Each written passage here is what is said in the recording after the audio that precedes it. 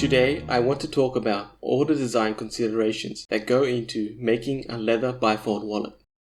With the details and ideas from this video, you should be able to design and customize a bifold pattern for yourself. I will start by going through the type and thickness of leather you should be using, and look at some design considerations and areas to easily customize your wallet. And then, finish off the video with some specialized design options. This Crocodile bifold that I will be using as an example is one that I made in a previous video. I will leave a link to it in the video description, where you can also find the pattern for it. Now let's get started. The first area of bifold to talk about is the leather type and leather thickness. The best leather to be using for crafting a wallet is vegetable tan leather, because it has a firmer temper than chrome tan, and the vegetable tan tends to age better and last longer. Chrome tan is also fine to use, but depending on its temper and thickness, you may need to add a layer of stiffening material like this, so your wallet can keep its shape and not end up floppy. In terms of leather thickness, you should be looking at 2 to 3 ounces of leather, or 0.8 to 1.2 millimeters. Bifolds are made with many layers of leather, so if your leather is thicker than that, it is going to leave you with a very thick wallet. My recommendation is to use a thinner leather for the pockets of around 0.8 to 1 millimeter, and a slightly thicker 1.2 millimeter for the middle layer and exterior. If you are going to line the inside of your wallet, you need to be using a very thin lining leather or textile material at 0.5 millimeters or less. You can also minimize the thickness of a wallet by skiving the leather panels around the edges, and also by skiving the T-pockets, which I will talk more about later.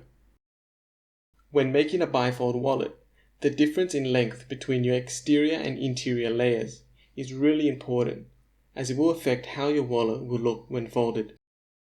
If the difference is too small, you will find you will not be able to fit any cash in the cash pocket, and that a wallet that you spend a lot of time working on may end up being unusable. A paper prototype is not going to help with this, as it doesn't take account of the thickness of the leather at all. When testing, you need to be using a similar thickness leather as intended for the final product. These are some examples of how the dimensions of the layers should look. I will make this pattern available to download in the video description. If you only have 2 layers in your bifold, your exterior should be around half an inch or 3/4 of an inch longer than the inside layer. And if you want to add in a cash pocket divider to your bifold, then your exterior layer should be 3/4 to 1 inch longer than your interior layer. And your divider should be 1/4 to half an inch longer than your interior layer.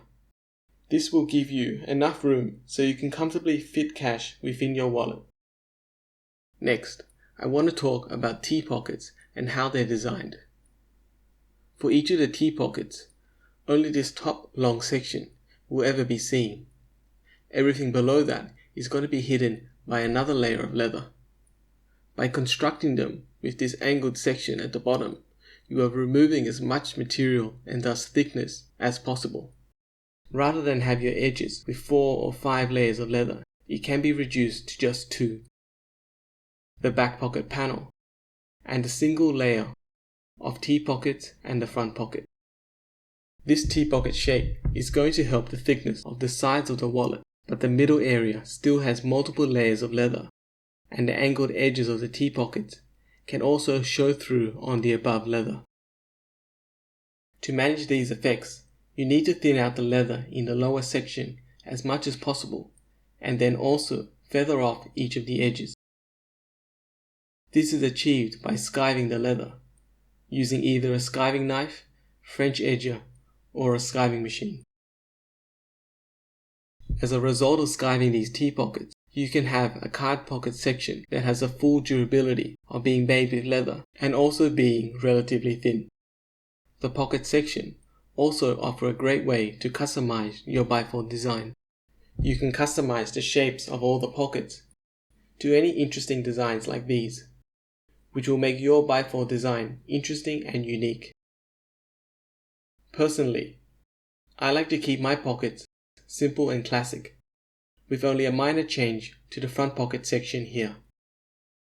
Next, I want to talk about this gap that is sometimes placed at the bottom of Bifold wallets here. When you leave a gap like this, it allows you to make a single continuous stitch from top all the way to top. This is done for a lot of factory-made bifolds, as they are stitched using sewing machines that are quite inflexible. When hand stitching, you can decide whether to leave a gap or not, as you'll be able to stitch it regardless. If you decide not to leave a gap like I've done here, but you do want to have stitching lines across the bottom of the interior and on the exterior, then you are going to need to stitch one of these sides separately first. Then, for the other side, you can run a continuous stitching line as before from top to top. I think not having the gap and making the inside and the outside stitching lines continuous along the bottom looks better, as it gives the wallet a more complete feel. However, it does take more time and planning to do. There are a lot of options when it comes to laying out your stitching lines in a bifold wallet. There are areas where stitching is completely optional and does not add to the structure of the wallet, like these center sections here, and on the outside, across the top, and at the bottom, where all these areas only have one layer of leather. I find that including stitching in all of these areas gives a more complete look to a wallet. But if you're going for a minimalistic type of look, or want to reduce the amount of stitching work, you can choose not to stitch them. For these two inner stitching lines here on the insides of the pockets, it is important to make them symmetrical so they look balanced. If you backstitch on the end of your stitching line, then you should also backstitch at the start of the stitching line on the other side, so it all looks nice and even. When it comes to choosing which chisel or pricking irons to use for any project, you need to match the spacing to the size and style of your project.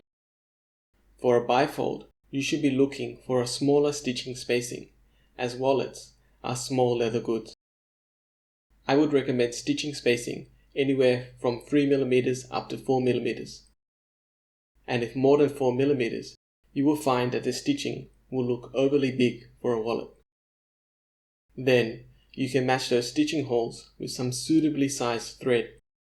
I recommend around 0.45 to 0.6mm thread, so it matches well with the stitching holes. As an example, this tan wallet is done with 4mm stitching spacing and 0.55mm thread. And this orange one is done with 3.38mm stitching spacing and 0.51mm thread. This is what your classic bifold looks like, with card pockets on both sides, but there are other design options you can choose. These include putting a pocket for coins on one side using a snap button to close it, or you could put a zipper pocket where you can also store coins. Another common option is to make a transparent window on one side, so you can keep your ID card always shown.